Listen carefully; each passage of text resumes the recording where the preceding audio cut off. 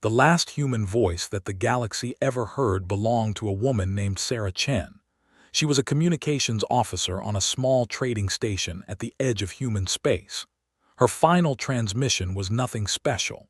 She was talking to a Kathari merchant ship about a delayed shipment of medical supplies. She complained about the coffee machine being broken. She laughed at a joke the alien captain made about human sleep habits.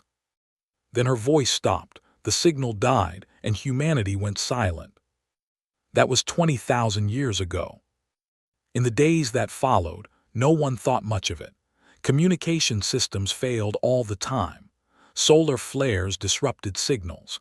Equipment broke down. The Kathari merchant tried to reconnect for 3 days before giving up and continuing on his route. He made a note in his log about the strange silence and moved on with his life. But the silence spread.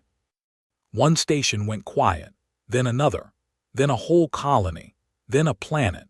Within a single rotation of the galactic standard cycle, every human signal in the known universe had stopped. No distress calls, no emergency broadcasts, no final messages of farewell. Just silence spreading like a disease through the frequencies that humans had once filled with their noise. The conquered of aligned species noticed within a week. They had to notice. Humanity had been loud. They had been everywhere. Their ships crossed trade routes that connected 100 worlds. Their scientists worked in research stations across the galaxy. Their music played in alien bars on planets so far from Earth that the light from their home star had not yet reached those distant suns. And now they were gone. Elder Morvathy, the oldest member of the Conquered Council, was the first to speak the words that everyone was thinking. He stood in the great chamber where species from across the galaxy gathered to discuss matters of importance. His ancient body was wrapped in robes that had been old when the first human looked up at the stars and wondered what was out there. "The humans have vanished," he said. His voice was like wind moving through dead leaves. "We must find out why." The search began immediately. The Kathari sent their fastest ships. Their species had evolved on a world where survival depended on seeing threats before they arrived. Their sensor technology was the best in the galaxy. They could detect a single hydrogen atom from light years away. They could read the heat signature of a living being through solid rock.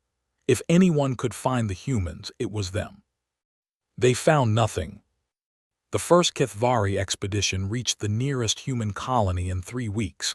The planet was called New Boston, and it had been home to 2 million humans.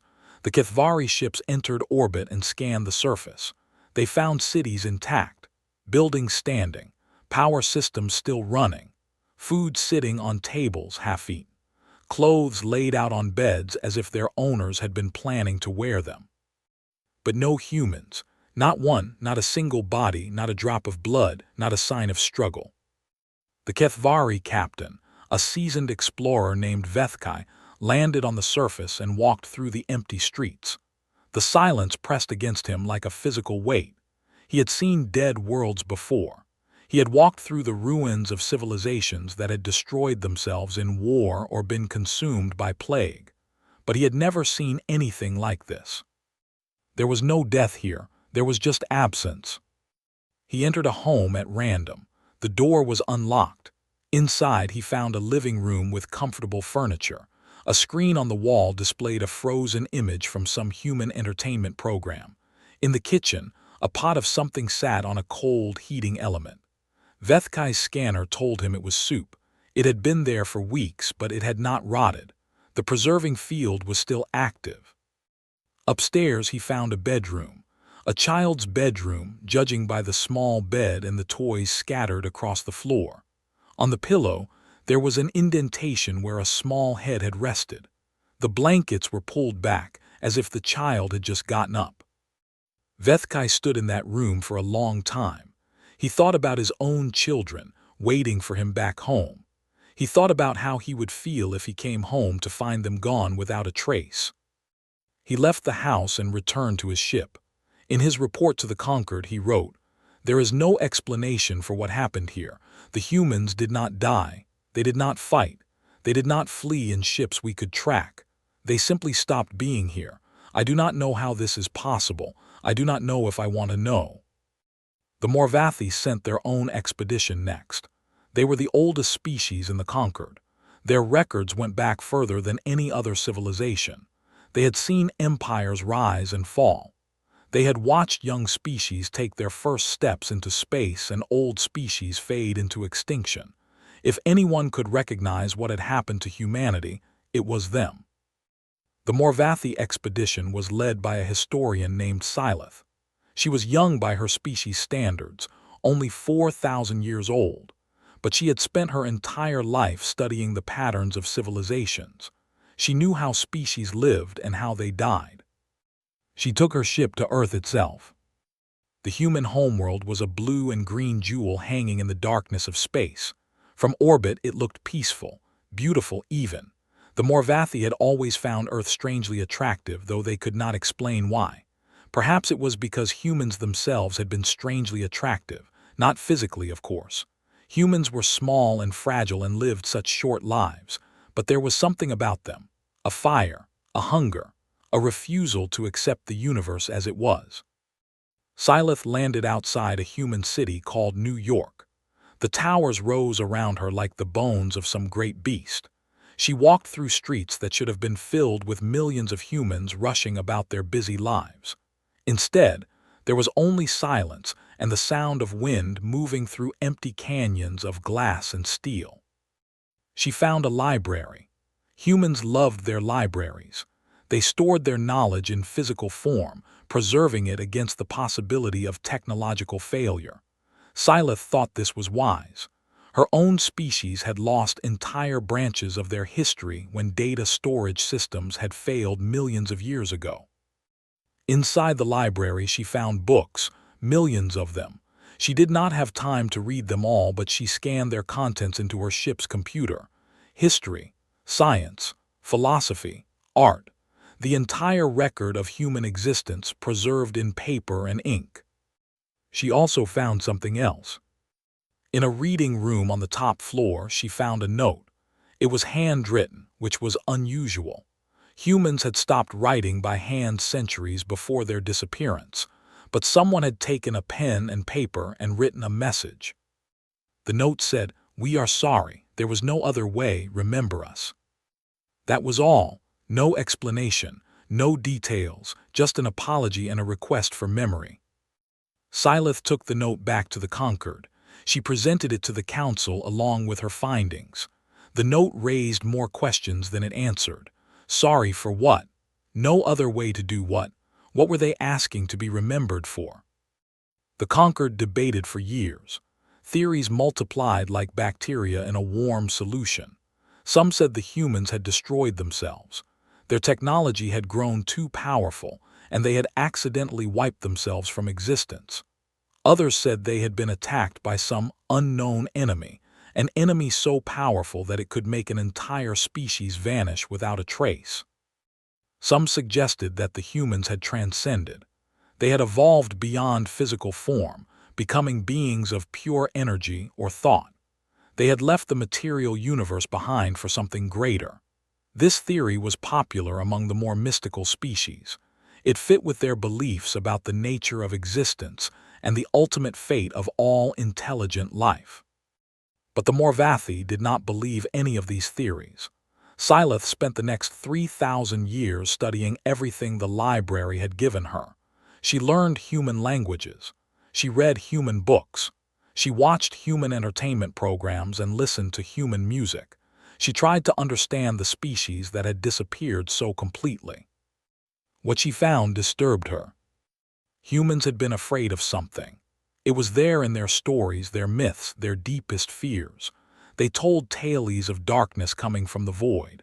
They imagined aliens arriving to destroy them. They wrote about the end of everything, the death of stars, the final silence of the universe. They were a species haunted by the knowledge of their own mortality, not just as individuals, but as a civilization. And in the final years before their disappearance, something had changed. Their scientific papers became more focused. Their military spending increased dramatically. Their governments began working together in ways they never had before. It was as if they had seen something coming and were preparing to face it. But what? Scylla found no answer in their records. Whatever they had discovered, they had kept it secret, even from their closest allies. The Vrex swarm had their own theory. The Vrex were not like other species. They did not think as individuals. They were a collective intelligence, billions of minds linked together into a single vast consciousness. They experienced the universe differently than solitary beings. The Vrex believed that humanity had been harvested. In the deep history of the galaxy, there were stories of ancient powers that fed on civilizations, not physically. They did not eat flesh or consume resources. They fed on something else, potential perhaps, or consciousness, or the unique pattern that each species created in the fabric of reality. The Vrex had encountered traces of these powers in their long journey across the stars, old wounds in space-time, places where the universe felt thin and wrong. They believed that one of these powers had found humanity and taken them, devoured them whole, leaving nothing behind but empty buildings and cold soup on stoves. The conquered rejected this theory. It was too frightening to accept. If such powers existed, then no species was safe. The Vrex could be next, or the Morvathy, or any of the thousands of civilizations that made up the galactic community. Better to believe that humanity had destroyed themselves. Better to believe it was their own fault. That way, the other species could tell themselves that they were safe, that they would never make the same mistakes. Centuries passed, then millennia. The Siththerin collective, a younger species hungry for expansion, moved into the territory that humanity had once occupied. They claimed the empty planets. They rebuilt the silent stations. They made human space their own. They found the technology the humans had left behind. Most of it was understandable: faster-than-light drives, energy weapons, medical devices. The Sitherins incorporated these discoveries into their own civilization and became more powerful. But some of what they found made no sense. Machines that seemed to fold space in impossible ways. Devices that manipulated matter at a level the Sitherins could not comprehend. Equations that described phenomena no scientist had ever observed. The Sitherins locked these mysteries away in research facilities and tried to understand them. They failed. After thousands of years of study, they were no closer to grasping what the humans had been working on. 10,000 years after humanity's disappearance, a Siththerin researcher named Morvathy made a disturbing discovery. She had been studying one of the mysterious devices, trying to map its energy patterns. When she finally succeeded in activating it, she found herself looking at something that should not exist. A window, not a physical window, but a window in reality itself. Through it she could see somewhere else. Not another place in the galaxy, not another dimension, something else entirely. A somewhere that did not follow the rules of the universe she knew. She saw movement in that somewhere, shapes that might have been beings, activity that might have been civilization. And then, just for a moment, she saw something looking back at her. Morvathy shut down the device immediately. She locked it away and classified her research at the highest level. She never told anyone exactly what she had seen through that window, but she did make one note in her private journal. "The humans did not disappear," she wrote.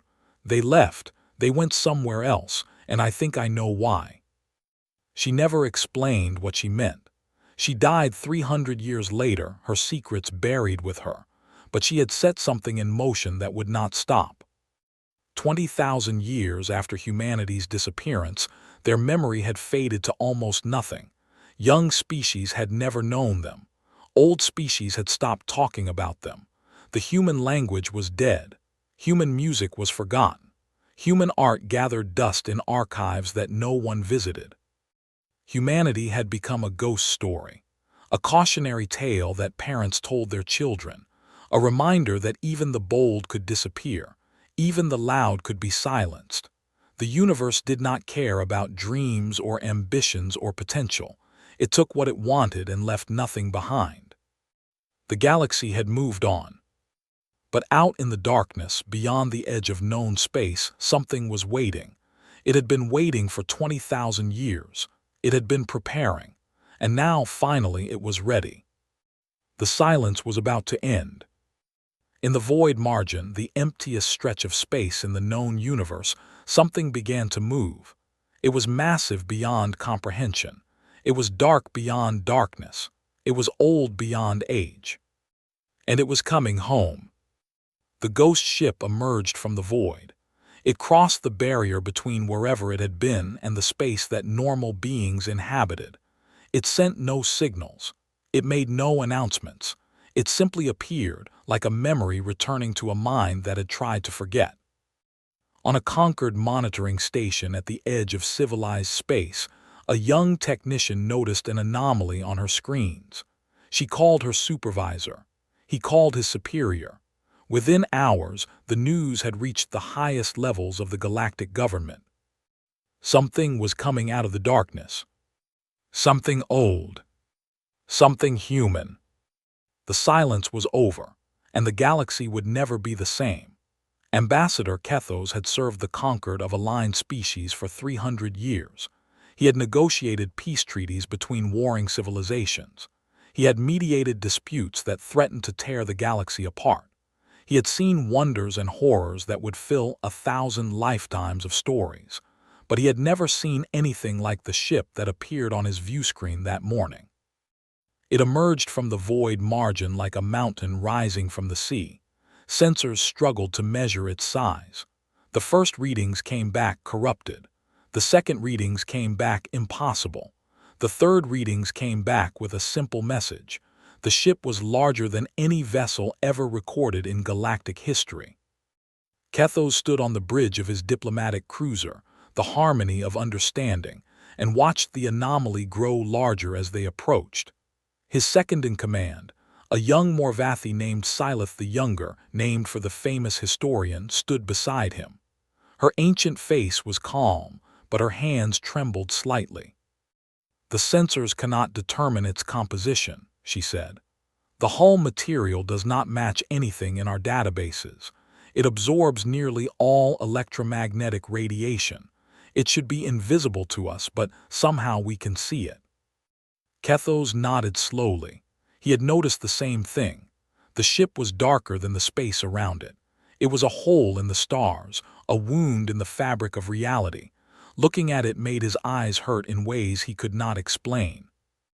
"Has it responded to our hails?" he asked. "No, Ambassador. We have transmitted greetings in 7,000 languages. We have sent mathematical sequences. We have broadcast images of peaceful intent. The ship has not acknowledged any of our attempts at communication." Kethos thought about this for a long moment.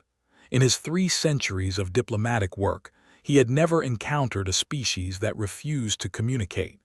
Even the most hostile civilizations would eventually respond, if only to threaten or demand. Silence was the most unsettling response of all. "What do the archives say?" he asked. "Siththerin's ancestor spent her life studying humanity. Is there any record of ships like this?" Siththerin the Younger closed her eyes and accessed the vast repository of knowledge that her people had accumulated over millions of years. When she opened them again, her face had gone pale. "There is no exact match," she said, "but there are references in the oldest human records to theoretical designs, ships that could fold space around themselves, ships that could exist in multiple dimensions at once, ships that could—" she paused as if the words were difficult to say, "ships that could survive anything, even the death of the universe itself." Kethos felt a chill run through his body. The Kathari were not a species prone to fear. Their homeworld had been a dangerous place, full of predators and natural disasters. They had evolved to face threats head-on, to analyze dangers and respond with calm precision. But this was different. This was something outside his experience, outside the experience of anyone alive. "The Council has ordered us to make contact," he said. We will proceed. The harmony of understanding approached the ghost ship slowly. As they drew closer, details began to emerge from the darkness. The hull was not smooth as it had first appeared. It was covered in patterns, geometric shapes that seemed to shift and change as Kethos watched them, lines that led nowhere and everywhere at once, symbols that his brain refused to process. "I cannot look at it directly," Syleth admitted. "The patterns, they hurt to see." Kethos understood. He was having the same problem. The ship was designed to confuse observers, to prevent them from understanding what they were seeing. It was a defensive mechanism, perhaps, or perhaps it was something else entirely. They reached a distance of 10 kilometers and stopped. At this range, the ship filled their entire view screen. Kethos felt like an insect standing before a mountain. The scale was beyond comprehension. "Transmit another greeting," he ordered. "Use the oldest human language in our archives." The communications officer, a Siththerin named Morvathy, worked her console. She sent a message in ancient English, the tongue that humanity had spoken before they developed universal translators. It was a simple message. "We come in peace. We wish to communicate. Please respond." For a long moment, nothing happened. The ship hung in space like a sleeping giant. Kethos was about to order another transmission when the view screen flickered. A light appeared on the hull of the ghost ship, a single point of brightness in all that darkness. It pulsed once, twice, 3 times. Then it began to move, tracing a path across the ship's surface. It drew a shape, a simple shape, a circle. "A circle," Syleth said. "In human mathematics, a circle represents completion, unity, the absence of edges." "Or zero," Morvathy added.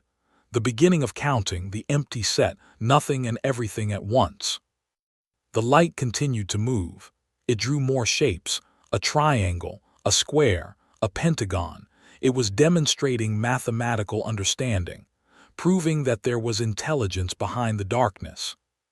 Then it drew something else. A human figure.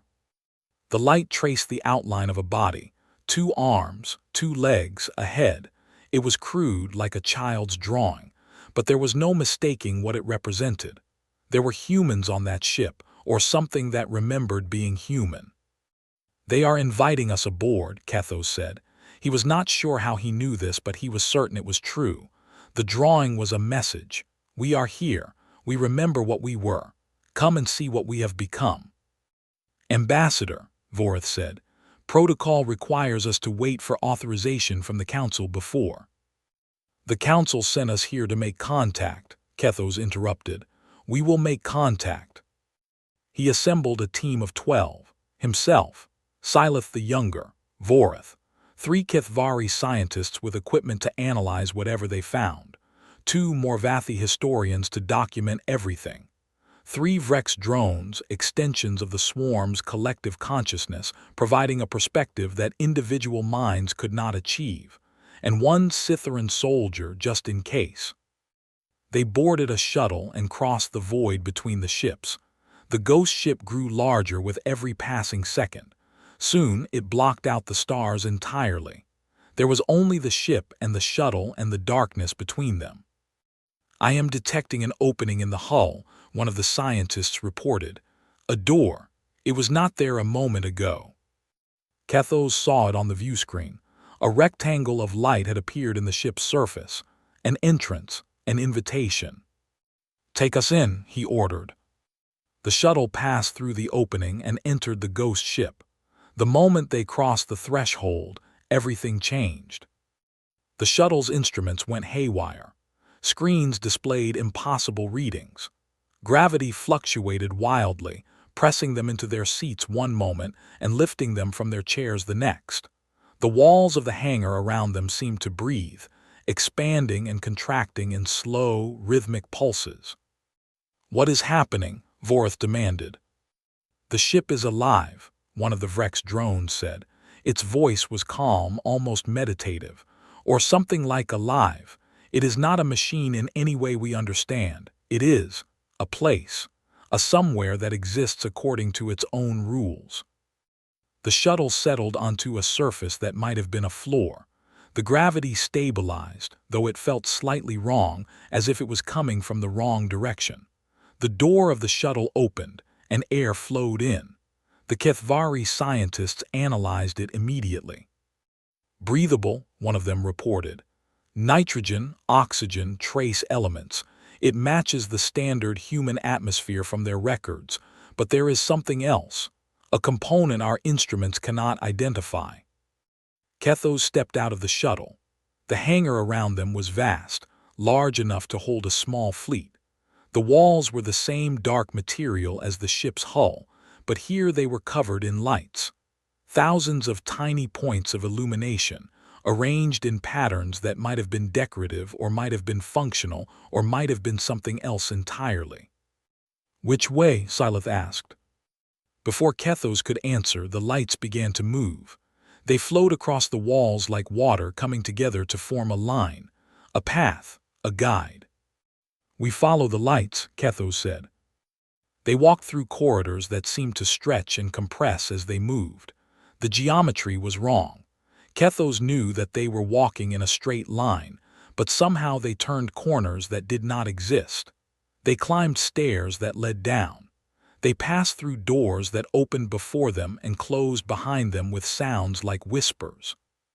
The Vrex drones stopped at one point, their collective attention focused on something the others could not see. "There are minds here," the drone said. "Many minds. They are not speaking, but they are present, watching, waiting." "Human minds?" Kethos asked. "Something that was human once. Something that is more than human now, and less, perhaps, different, changed by time and intention." They continued walking. The corridors grew wider. The ceilings grew higher. The lights became brighter. And then, without warning, they emerged into a chamber that stole the breath from every being present. It was a garden. Not a garden in the way that Kethos understood the word. Not a collection of plants arranged for beauty or food. This was something else. Trees grew from walls at impossible angles. Flowers bloomed in colors that had no names. Water flowed upward into pools that hung suspended in the air. Creatures that might have been birds or might have been something else entirely flew through a sky that existed only inside this chamber. And in the center of it all, there was a woman. She sat in a chair that seemed to be grown from the living material of the ship itself.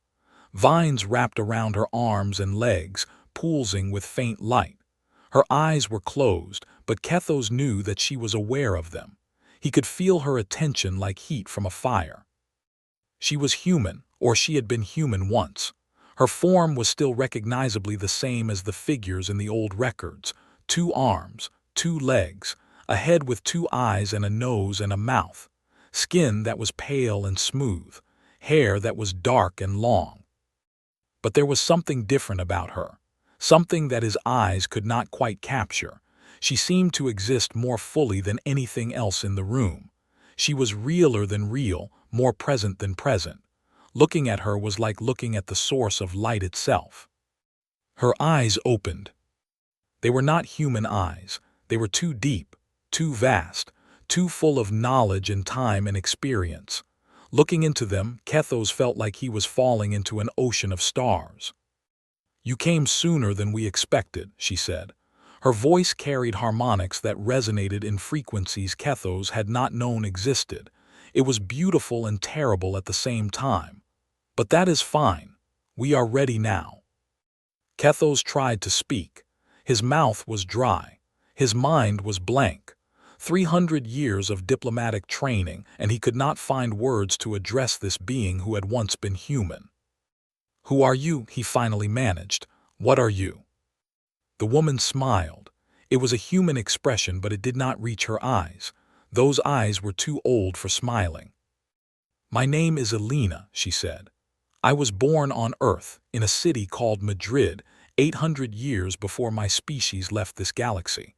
I remember the taste of oranges from my mother's garden. I remember the sound of rain on a tile roof. I remember being young and afraid and hopeful." She paused, and something like sadness crossed her face. I also remember 20,000 years of work, 20,000 years of preparation, 20,000 years of watching and waiting and hoping that this moment would come. What moment? Syleth asked. Her voice was barely a whisper. What have you been waiting for? Elina looked at the Morvathy historian. There was recognition in her eyes. You are descended from Syleth the Elder, the one who found my note in the library. I wrote that note for her. I knew she would find it. I knew she would spend her life trying to understand. My ancestor died without answers, Syleth the Younger said. She never knew what happened to humanity. No, Elina agreed. She did not. And I am sorry for that. We wanted to explain. We wanted to tell everyone what we had discovered. But there was no time. And even if there had been time, we were afraid. Afraid that the truth would cause panic. Afraid that the wrong beings would learn what we knew. Afraid that our enemies would find us before we were ready. Ready for what? Kethos asked again. What have you been preparing for? Elina stood. The vines that connected her to the chair released her gently, withdrawing into the material of the ship. She walked toward the delegation from the Conquered, and with each step she seemed to become more solid, more present, more real. Ready to explain, she said. Ready to warn, ready to offer you a choice that we were never given. She stopped directly in front of Kethos. She was shorter than him, her head barely reaching his chest. But somehow, he felt like she was looking down at him from a great height. 20,000 years ago, humanity discovered something terrible. Something that changed everything we thought we knew about the universe. Something that forced us to make a decision that haunts us to this day. She reached out and touched his hand. Her skin was warm, human warm. And yet beneath that warmth he could feel something else. Something vast, something powerful. Something that had been forged in the fires of 20 millennia of evolution and engineering. We discovered that the universe is not alone, Elina said, and we discovered what lives in the dark between the stars. Kethos felt his blood run cold. What lives there? He asked. Elina's eyes met his, and in their depths he saw something that would change his life forever. Horror, she said simply. Horror beyond your worst nightmares. Horror that has consumed more galaxies than there are stars in your sky. Horror that is coming here. Horror that will be here soon. She released his hand and stepped back. We left to prepare for its arrival. We have spent 20,000 years building weapons, developing defenses, evolving ourselves into something that might survive the coming darkness. And now, we have returned to give you the same choice we made. What choice? Kethos asked. Elina's expression was unreadable, part sadness, part determination, part something else that he could not name. Fight, she said, or die. Those are the only options. There is no running, there is no hiding. There is no negotiating with what is coming. You fight or you die.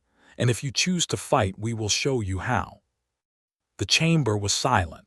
The alien garden rustled in a wind that came from nowhere. The creatures that might have been birds sang songs in frequencies that only some of the delegation could hear. Why should we believe you? Vorith demanded. The Siththerin soldier was the first to recover her voice. You disappeared for 20,000 years. You left us without warning, without explanation. Why should we trust anything you say? Elina turned to face her. You should not trust us, she said. You should verify everything we tell you. You should test our claims. You should doubt and question and challenge. That is what we would do in your place. That is what we did when we first learned the truth. Then show us, Kethos said.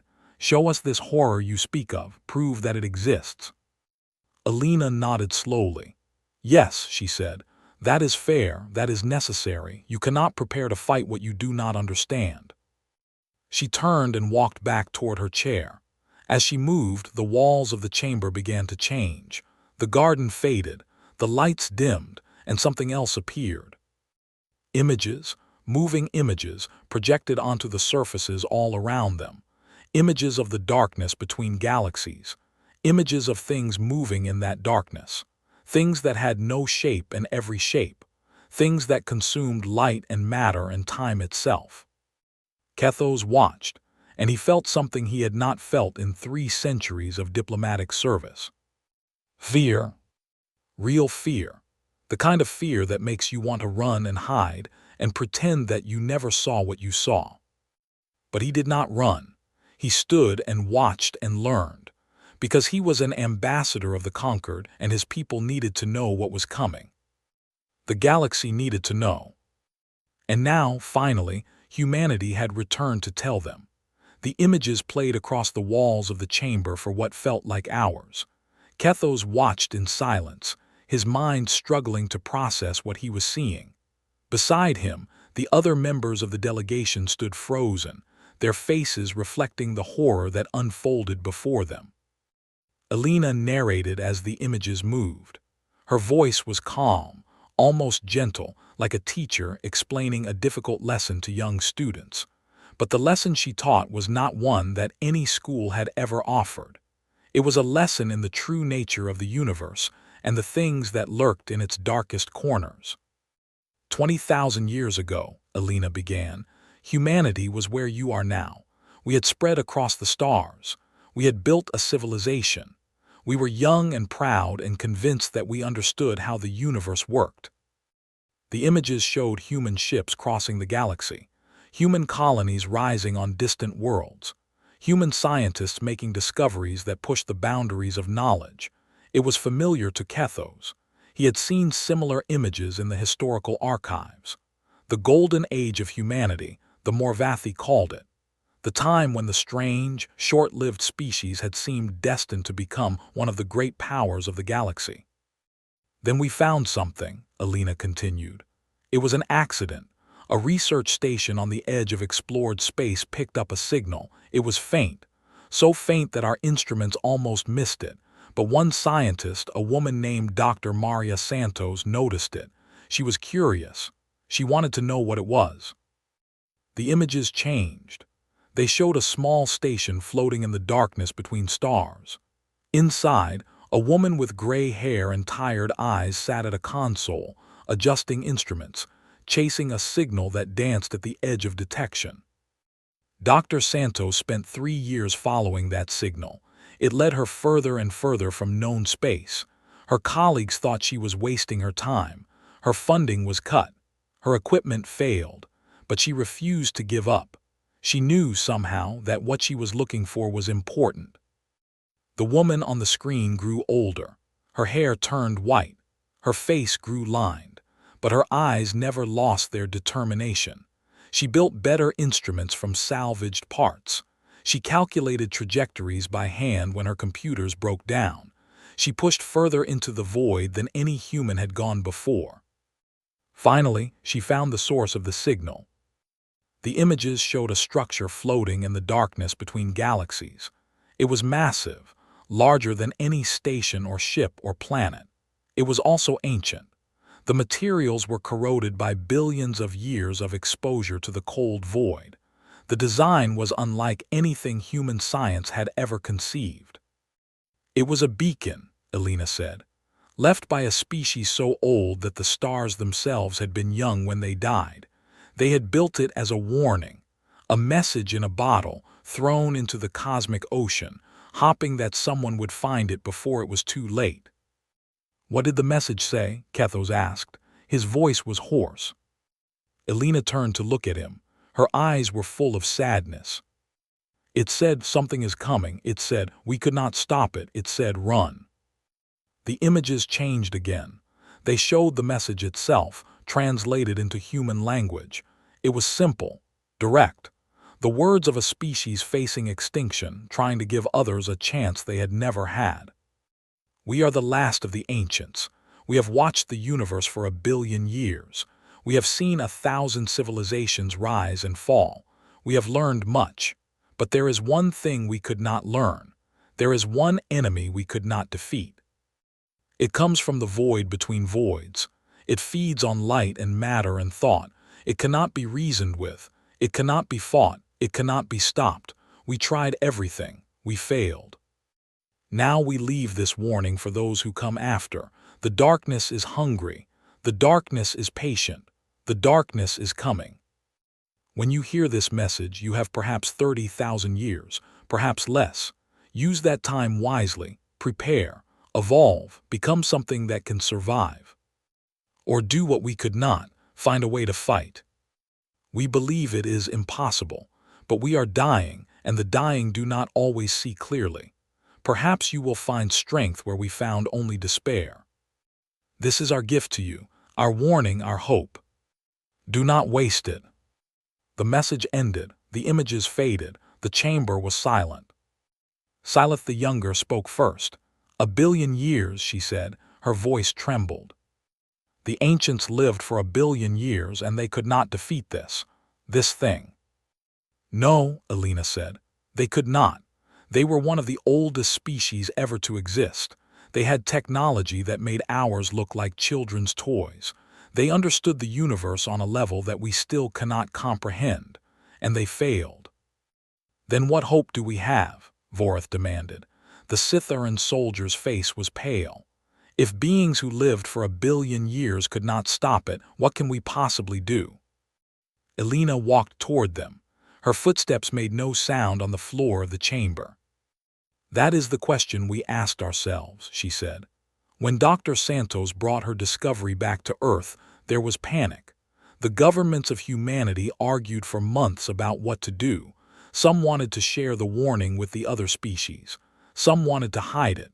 Some wanted to pretend it did not exist. What did you decide? Kethos asked. Elina's expression darkened. We decided to do the math. The images returned. They showed human scientists working frantically in secret facilities. Equations covered every surface.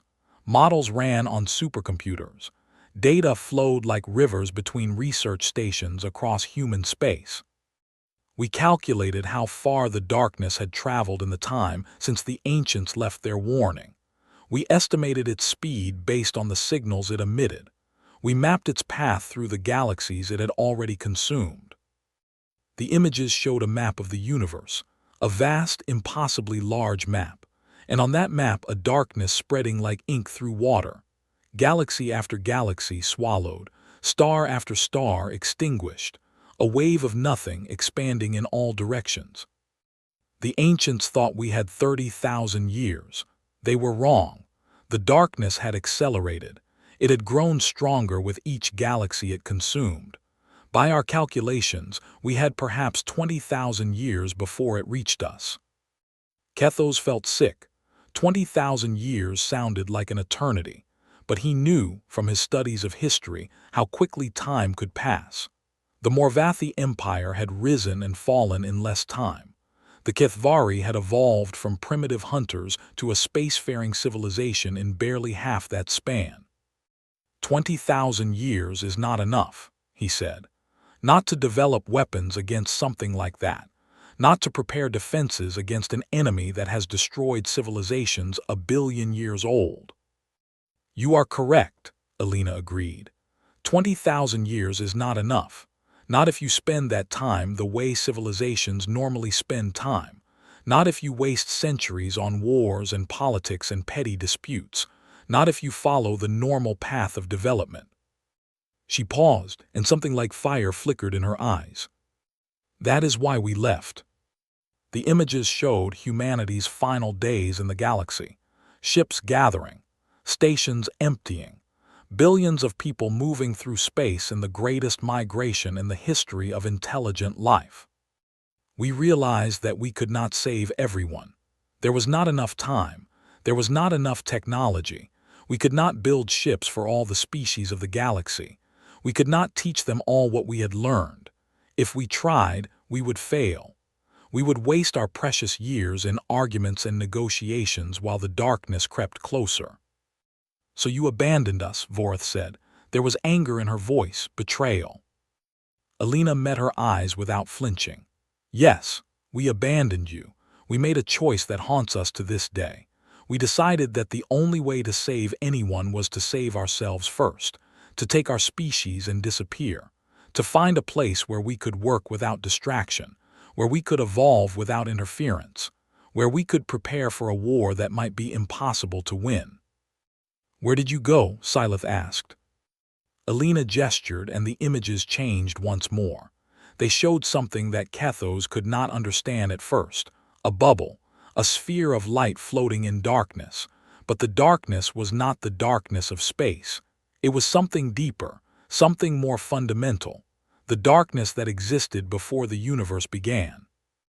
"We created a pocket universe," Elina said. "A small reality separate from this one, connected by a door that only we could open. Inside, time moved differently, faster. For every year that passed in your universe, 100 years passed in ours." Kethos stared at the images. His mind reeled. "That is impossible," he said. "Creating a new universe, that would require energy beyond anything." "Beyond anything you can imagine," Elina finished. "Yes, it required us to consume stars. It required us to bend the laws of physics until they screamed.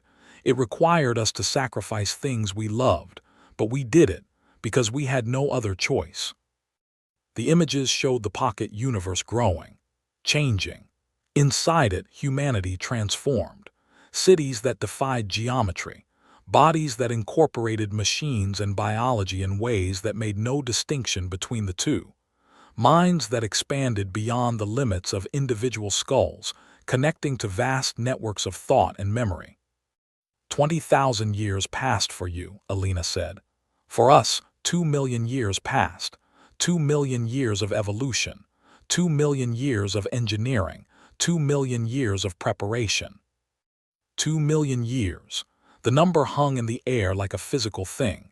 Kethos tried to imagine what a species could become in 2 million years. The humans who had left the galaxy had been young, primitive by galactic standards. They had been clever and adaptable, but they had been mortal, limited, fragile. What had 2 million years turned them into? "What are you now?" he asked. Elina smiled. It was a strange smile, full of knowledge and sorrow. "We are still human," she said. "In the ways that matter, we still love, we still hope, we still dream, we still remember where we came from and what we were." She raised her hand, and light gathered around her fingers. It was not normal light. It was something else. Something that seemed to come from inside her rather than from any external source. "But we are also more than human. We have merged with our technology. We have expanded our minds. We have learned to manipulate matter and energy in ways that your physics says should be impossible." The light spread from her hand, filling the chamber. Where it touched the walls, images appeared. Images of what humanity had become. Ships that thought. Weapons that dreamed. Bodies that could survive in the heart of a star or the cold between galaxies. Minds that could process more information in a second than the entire Conquered could in a year. "We have become something new," Elina said. "Something that might, just might, have a chance against the darkness." "Might?" Morvathy demanded. "After 2 million years, you still only might have a chance."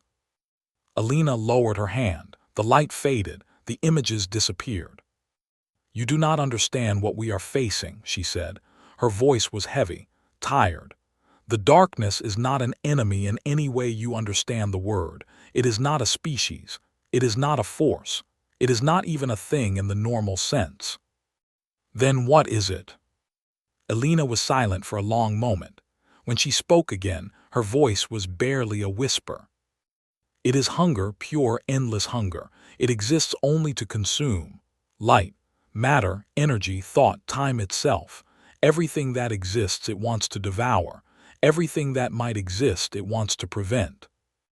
"That sounds like a force of nature," Syleth said. "Like entropy, like the heat death of the universe." "It is worse than that," Elina said. "Entropy is passive. The heat death is an ending, but it is a peaceful ending. The darkness is active. It seeks out life. It hunts civilization. It finds the brightest lights in the cosmos and snuffs them out, one by one."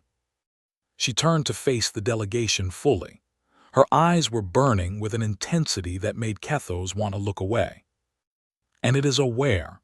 It does not think the way we think. It does not feel the way we feel. but it knows that we exist, it knows that we resist, and it hates us for it. The chamber was cold. Kethos felt it seeping into his bones, despite the controlled environment of the ship. "Why are you telling us this?" he asked. "Why come back now? Why not stay hidden in your pocket universe until the darkness arrives?" Elina's expression softened. For a moment, she looked almost human again, almost like the young woman who had been born on Earth 800 years before her species vanished. "Because we need you," she said. 2 million years of preparation has taught us many things. One of those things is that we cannot fight alone. The darkness is too vast, too powerful. Even with everything we have built, we cannot defeat it by ourselves." "But you said you left because you could not save us," Morvathy pointed out. "You said there was no time." "There was no time then," Elina agreed. "But there is time now. The darkness is still coming. It will arrive in approximately 300 years. That is not long, but it is enough." "Enough for what?" Elina stepped forward. She reached out and took Kethos's hands in hers. Her grip was warm and strong. "Enough to share what we have learned. Enough to help you evolve as we evolved. Enough to build an alliance that spans every species in the galaxy. Enough to prepare for war." She released his hands and stepped back. "We left you behind once. We will not do it again. We have come back to give you a choice. Fight with us or face the darkness alone. Join us or die in isolation." Kethos looked at the other members of his delegation. He saw fear in their eyes, doubt, confusion, but he also saw something else, something that surprised him. Hope. They had come to this ship expecting to find ghosts, remnants of a dead species, answers to a mystery 20,000 years old. Instead, they had found warriors, teachers, allies. They had found humanity. And humanity had returned to save the galaxy. "I cannot speak for the conquered," Kethos said slowly. "I do not have the authority to make decisions of this magnitude, but I can tell you this. I will carry your message to every species that will listen. I will advocate for your cause. I will fight for the alliance you propose." Elina nodded. There was gratitude in her eyes, but also something else, something that looked like pain. "That is all we ask," she said. "Carry the message, spread the warning, let the galaxy decide." She turned and walked back toward her chair. The vines reached out to embrace her once more. "We will wait for your answer, but do not wait too long. The darkness does not care about your politics or your disputes or your fears. It only cares about consumption." She sat down and the vines wrapped around her arms and legs. Her eyes began to close. 300 years, she said. Her voice was fading, becoming part of the whisper of the ship itself. "That is all the time you have. Use it wisely." The lights in the chamber began to dim. The path that had led them here reappeared, glowing softly in the darkness. It was time to go. Kethos took one last look at the woman in the chair, at the human who had lived for 2 million years, preparing for a war that might destroy everything. Then he turned and led his delegation back toward their shuttle. They had a message to deliver. And the galaxy had a choice to make. The conquered of aligned species had never seen chaos like this. Ambassador Kethos stood at the center of the great assembly hall, surrounded by representatives from 1,000 worlds. They shouted in languages that the universal translators struggled to process. They waved appendages and flashed colors and emitted sounds that expressed emotions ranging from terror to rage to desperate hope. He had delivered Elina's message 3 days ago. Since then, the galaxy had gone mad. "The humans are liars," screamed Vecthar, the chief representative of the Siththerin collective. His face was purple with fury. "They disappeared for 20,000 years and now they return with tailies of monsters in the dark. This is a trick, a manipulation. They want to reclaim the territory we took from them." "The Morvathy archives contain references to the threat they describe," countered Elder Morvathy, his ancient voice cutting through the noise. Our oldest records speak of something in the void, something hungry. We dismissed it as legend. Perhaps we were wrong. Perhaps you are senile, Vecthar shot back. Your species has spent too long buried in dusty records. You have forgotten how to see reality.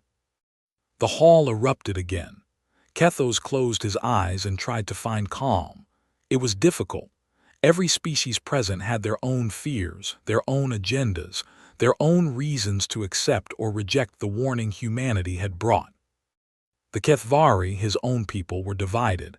Half of them wanted to accept the humans' offer immediately. The threat was real. The evidence was compelling. To refuse would be suicide. The other half were suspicious. Humanity had always been strange, unpredictable. They had left without warning once. Who was to say they would not do so again? The Vrex swarm had not sent representatives to the assembly. They never did. But they had transmitted a message that played on a loop in every Vrex drone's mind. We remember the darkness. We have always remembered. The humans speak truth. No one knew what that meant. No one had been brave enough to ask.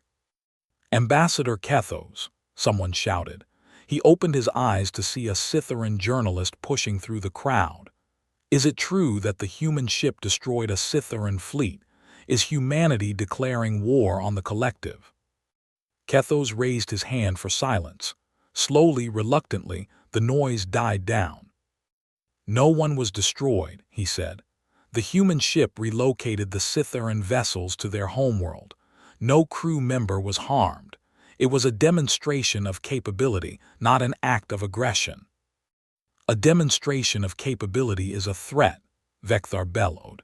They showed us that they can move our ships wherever they want. What is that if not a preparation for war? It is a message, said a new voice.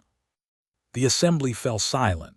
A figure was walking through the crowd, and the representatives parted before her like water before a ship. She was humanoid in shape, wrapped in a cloak that seemed to be made of shadow. Her face was hidden beneath a hood. Elina had come to the conquered. Kethos felt his heart beat faster. He had seen Elina before, but only in the strange environment of the ghost ship. Here, in the great hall of the conquered, she seemed even more alien, more powerful, more dangerous. She stopped at the center of the assembly, directly beside Kethos. Slowly, she pushed back her hood. Her face was the same as before, young, beautiful in a human way, but her eyes had changed.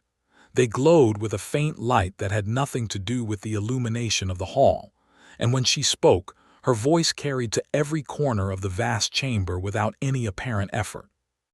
"We did not come here to fight you," she said. "We came here to offer you a choice. The same choice we made 20,000 years ago. The same choice every species in this galaxy will have to make eventually." She raised her hand, and suddenly the hall was filled with images. The same images she had shown Kethos on the ship. The darkness between galaxies.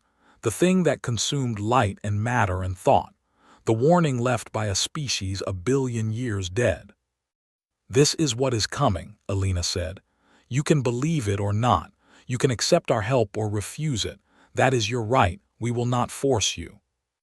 "Then why relocate our ships?" Vecthar demanded. His voice was quieter now. The images had shaken him despite his anger.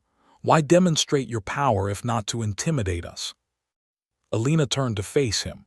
Her eyes met his and he flinched. "Because you sent those ships to attack us," she said. "And we wanted you to understand that we could have destroyed them. We could have killed every being aboard. We could have reduced your fleet to atoms scattered across light years of space." She paused, and her expression softened slightly. "But we chose not to, because we do not want war. We do not want conquest. We want alliance, partnership. The chance to fight together against an enemy that will not distinguish between human and Siththerin, between Kathari and Morvathy, between Vrex and Elder. To the darkness, we are all the same. We are all prey." The assembly was silent. The images continued to play across the walls and ceiling, a constant reminder of the horror that awaited them all. "What do you want from us?" Elder Morvathy asked. His voice was calm, measured. He had lived for millions of years. He had seen species rise and fall. He understood that fear was useful only if it led to action. Elina turned to face him with something like respect. "We want you to change," she said. "We want you to evolve, not slowly over millennia but quickly, in decades, in years." "That is impossible," said a Kathari scientist from the crowd. "Evolution takes time, generations. We cannot simply decide to become different." "You can if you have help," Elina said. "We have technology that can rewrite your bodies at the molecular level. We have techniques that can expand your minds beyond their current limits. We have knowledge that will let you survive conditions that would kill you now." She raised her hand again and the images changed. Now they showed aliens, but not aliens as they currently existed. These were changed, enhanced, bodies that incorporated machines and biology in perfect harmony, minds that linked together in networks of shared thought, eyes that could see across dimensions, hands that could manipulate forces beyond normal physics. "This is what you could become," Elina said. "This is what we are offering. The chance to transform yourselves into something that can fight the darkness." "At what cost?" Vecthar asked. His anger was gone now, replaced by something that might have been fear or might have been hunger. "What do you want in return?" Elina lowered her hand. The images faded. "We want you to stop fighting each other," she said. "We want you to put aside your territorial disputes and your ancient grudges and your endless competition for resources that none of you will need when the darkness arrives. We want you to work together. All of you, every species, every world, every individual." The hall erupted into murmurs. The idea was absurd, impossible. The species of the galaxy had been warring and competing and distrusting each other for millions of years. They could not simply set aside their differences because a species that had been gone for 20,000 years told them to. "You ask too much," a representative from the collective said. It was not Vecthar but a younger Siththerin, female, her voice calm where his had been angry. "We have grudges that go back thousands of years, wars that have killed billions, wounds that will never heal." "I know," Elina said. "We had the same problems. Humans fought among themselves constantly. We killed each other over land, over resources, over ideas. We were very good at war."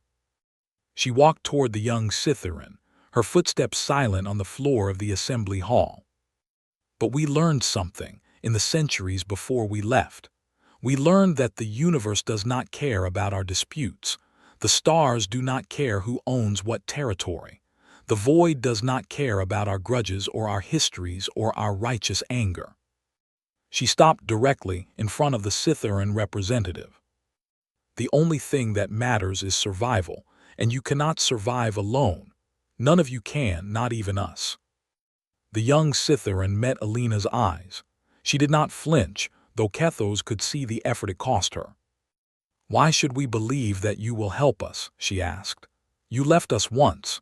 You disappeared without warning, without explanation. You let us believe you were dead for 20,000 years. Why should we trust you now?" Elina was silent for a long moment. When she spoke again, her voice was softer, more human. "You should not trust us blindly," she said. "We do not deserve that. We made a choice 20,000 years ago that we have regretted every day since. We could have warned you. We could have tried to save more than just ourselves, but we were afraid. We did not think there was time. We told ourselves that we were being practical, realistic, pragmatic." She turned to address the entire assembly. "But the truth is, we were cowards. We chose the easy path. We saved ourselves and left everyone else to face the darkness alone. That is not something we can undo. It is not something we can apologize away. All we can do is try to do better now." The silence in the hall was complete. Even Vecthar had nothing to say. "We are not asking you to trust us," Elina continued. "We are asking you to test us. Question everything we tell you. Verify every claim we make. Demand proof at every step. We will provide it. Because we need you to believe, not because we tell you to, but because you have seen the evidence for yourselves. She walked back to the center of the assembly. In 300 years, the darkness will reach this galaxy. You can spend those years fighting among yourselves, or you can spend them preparing. You can cling to your grievances, or you can build something new. The choice is yours. We will not force you. She paused, and something like a smile crossed her face. But I hope you choose to fight, because humanity did not spend 2 million years preparing for this war just to watch the galaxy die. We came back because we believe there is something worth saving here.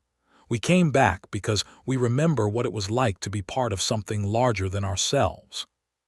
Her eyes swept across the assembly, touching on every species, every representative, every being present.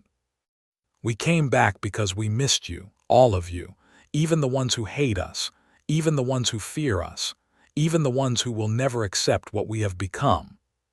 She raised her hand one final time. This is our offer, our bargain, our hope. Take it or leave it, but decide quickly, because time is the one thing we cannot give you. The images faded completely. The hall was illuminated only by its normal lights. Elina stood alone at the center, waiting. Elder Morvathy was the first to speak. The Morvathy accept, he said. His voice was clear and strong. We have lived too long to fear change. We have seen too much to doubt the darkness. We will join this alliance. There was a moment of shock. Then one by one other voices rose. The Kathari accept, said a scientist Kethos did not recognize. But her words were echoed by others, and soon the entire Kathari delegation was nodding in agreement. The Vrex accept came a strange, multi-layered voice from the drones scattered throughout the assembly.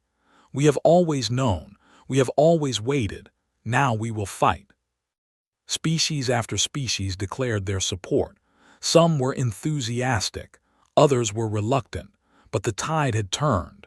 The fear of the darkness outweighed the fear of change.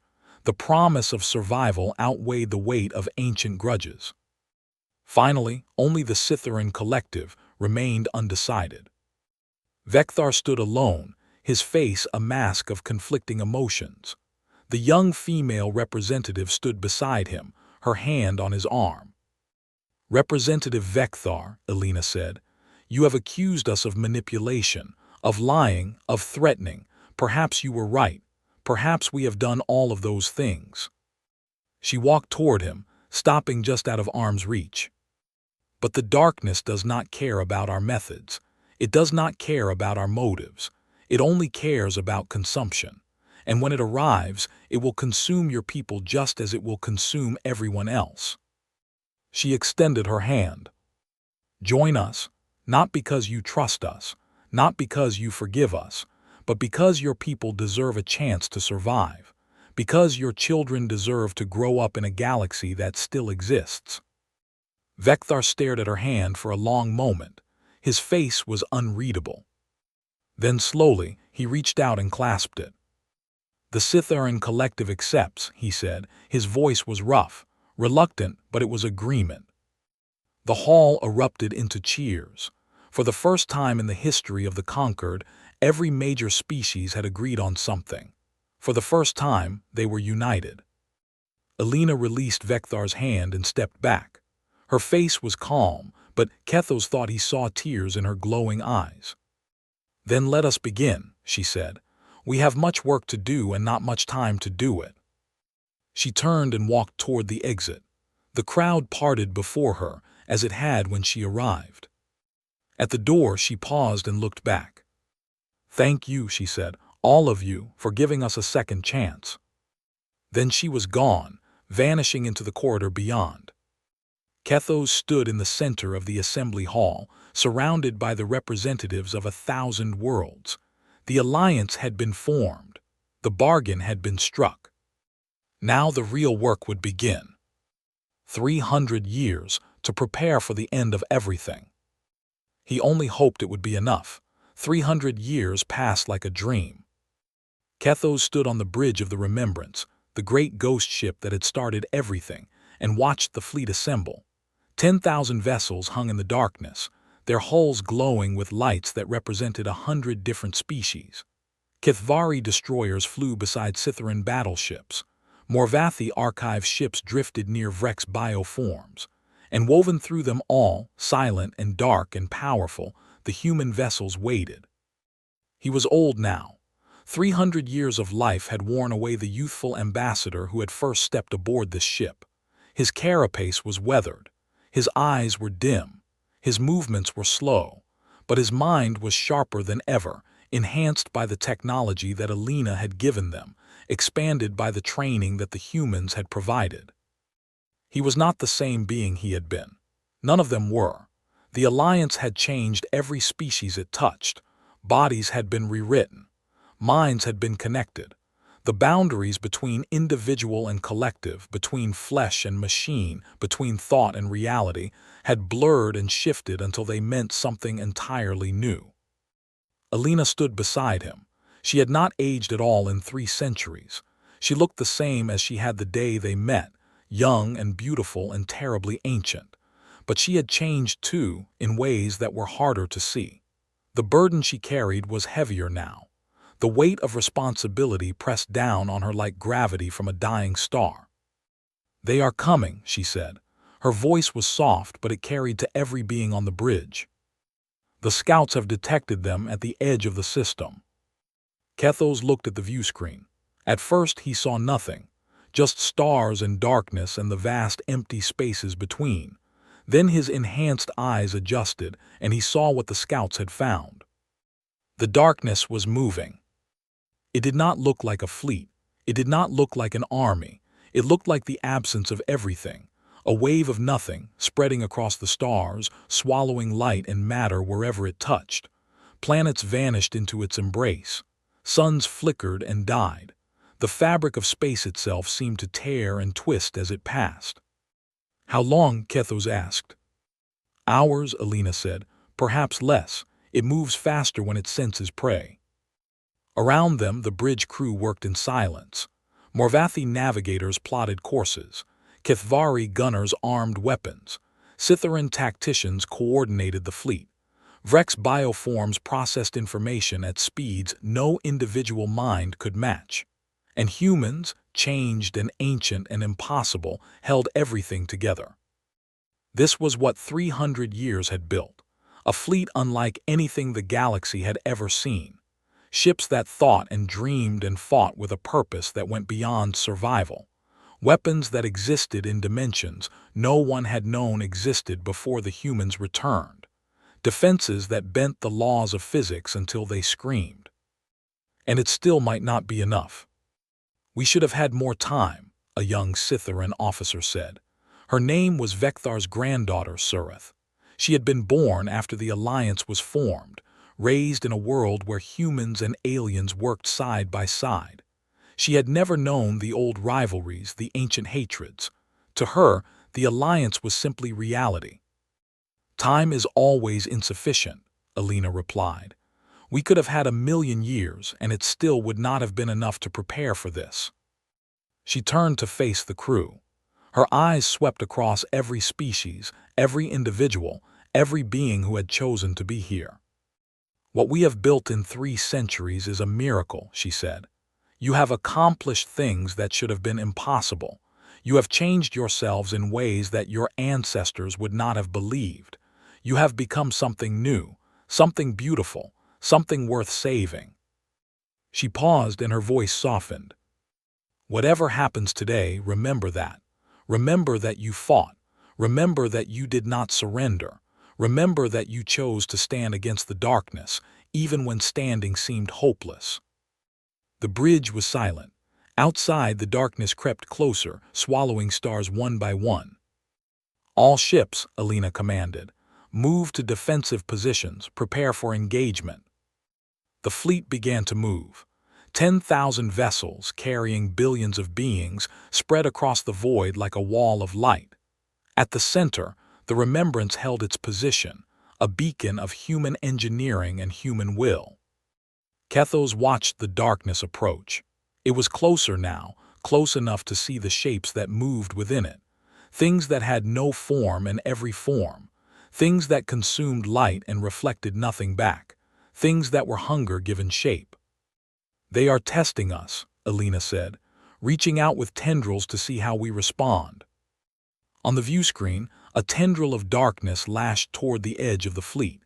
A Kathari destroyer intercepted it, firing weapons that bent space itself. The tendril recoiled, torn apart by forces it had not expected. But another tendril followed, and another, and another. The battle had begun. It was not a battle in any conventional sense. There were no tactics, no strategies, no clever maneuvers. The darkness simply attacked, relentlessly, endlessly, throwing itself against the fleet in waves of nothing. And the fleet fought back, pouring energy and will and hope into weapons that burned across dimensions. Ships died. Kethos watched a Morvathy archive ship, ancient beyond measure, vanish into a wave of darkness. 1,000 years of knowledge, gone in an instant. A Vrex bioform, large as a moon, was torn apart by tendrils that reached inside it and devoured from within. But for every ship that fell, the darkness paid a price. Weapons that Elina had designed over 2 million years of preparation tore holes in the enemy. Shields that bent reality itself held against assaults that should have been irresistible. And the beings who crewed the fleet, enhanced and evolved and united, fought with a ferocity that the darkness had never encountered. "It is confused," Elina said. There was something like wonder in her voice. "It has never met resistance like this. In all the galaxies it has consumed, nothing has hurt it the way we are hurting it." "Is it working?" Surith asked. "Are we winning?" Elina's expression darkened. "No, we are slowing it down. We are causing it pain, but we are not winning. It is too vast, too old, too hungry." On the view screen, the darkness continued to advance. Despite everything the fleet threw against it, it crept forward inch by inch, year by year. Ships that had survived the first assault fell to the second. Defenses that had held for hours began to fail. The line was breaking. "All ships," Elina commanded, "fall back to secondary positions. Prepare Protocol Prometheus." Kethos felt his heart clench. Protocol Prometheus. They had discussed it in the years before the battle. They had hoped they would never need it. But Elina had been clear. If conventional weapons failed, there was only one option left. "Elina," he said, "is there no other way?" She looked at him. Her eyes were full of grief. "There is always another way," she said. "The other way is losing. The other way is watching everything we love be devoured. I prefer this." She turned back to the view screen. "All ships, this is Elina. I am authorizing Protocol Prometheus. You know what this means. You know what we are asking you to do. If anyone wishes to withdraw, do so now. No one will think less of you." The fleet was silent. No ship withdrew. No being chose to flee. "Very well," Elina said. Her voice was steady, but Kethos could see the tears running down her face. "Begin the collapse sequence." Across the fleet, ships began to glow. Not with weapons fire, but with something deeper. Something more fundamental. The pocket universes that humanity had created, the refuges that held billions of beings safe from the darkness, were being prepared for sacrifice. "The pocket universes are connected to this reality through quantum bridges," Elina explained. Her voice was calm, educational, as if she were giving a lecture rather than preparing for the end. "Each one contains enormous amounts of energy, enough to power civilizations for millennia. If we collapse those bridges simultaneously, the energy will be released all at once." "What will happen?" Surith asked. "A wound in reality," Elina said. "A tear in the fabric of existence itself. The energy release will be beyond anything the universe has ever experienced. It will destroy everything within 1,000 light years." "Including us," Kethos said. "Including us," Elina agreed. The darkness was closer now. Close enough that Kethos could feel it reaching for him, cold fingers of nothing scratching at the edges of his enhanced mind. It knew what they were planning.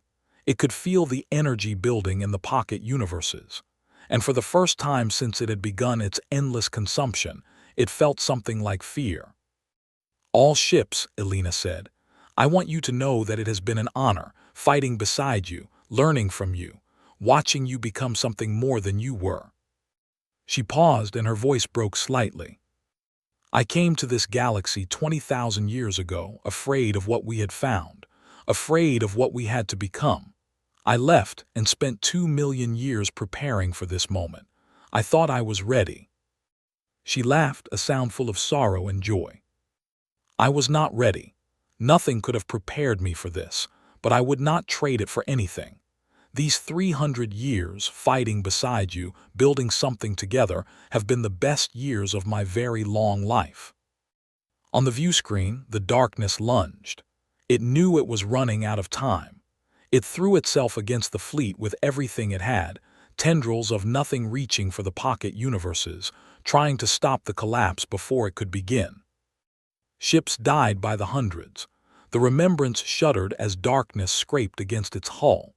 Kethos felt beings he had known for centuries vanish from the network that connected their minds. But the collapse sequence continued. 30 seconds, a Morvathy navigator reported. Her voice was calm, accepting. 20 seconds.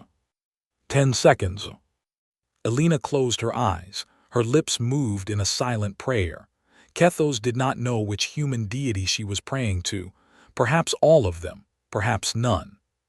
5 seconds. 4. 3. 2. 1. The universe screamed.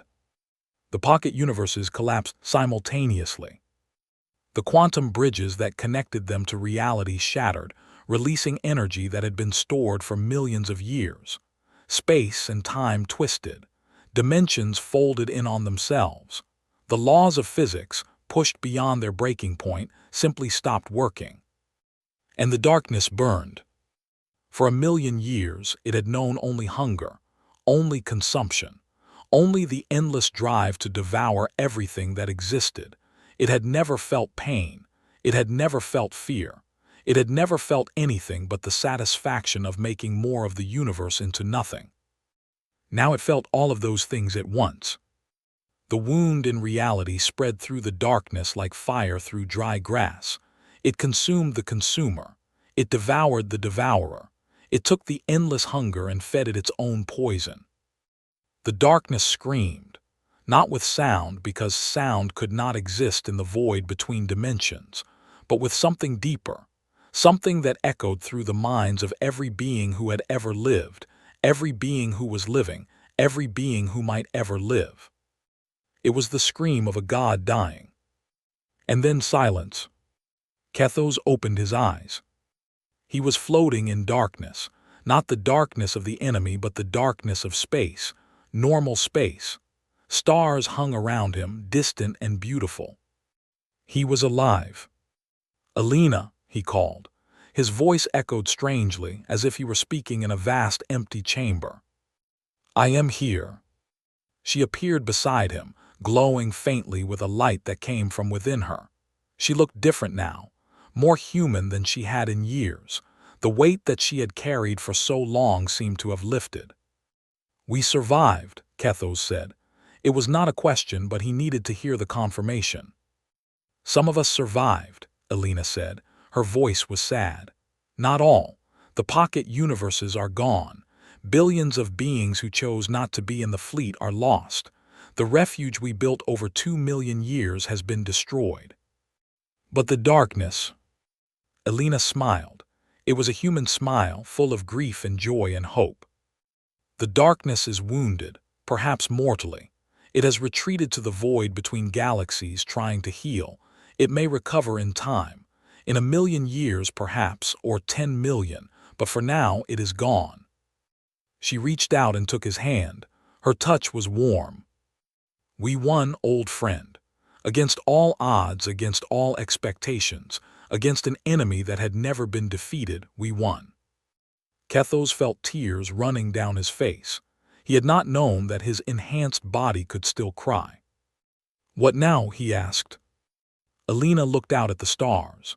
The fleet was regrouping. Ships that had survived the protocol were gathering, counting their losses, celebrating their survival. 1,000 species, united by 300 years of work and sacrifice, had faced the end of everything and emerged victorious. "Now we rebuild," Elina said. "Now we heal. Now we remember those we lost and honor their sacrifice." She turned to face him.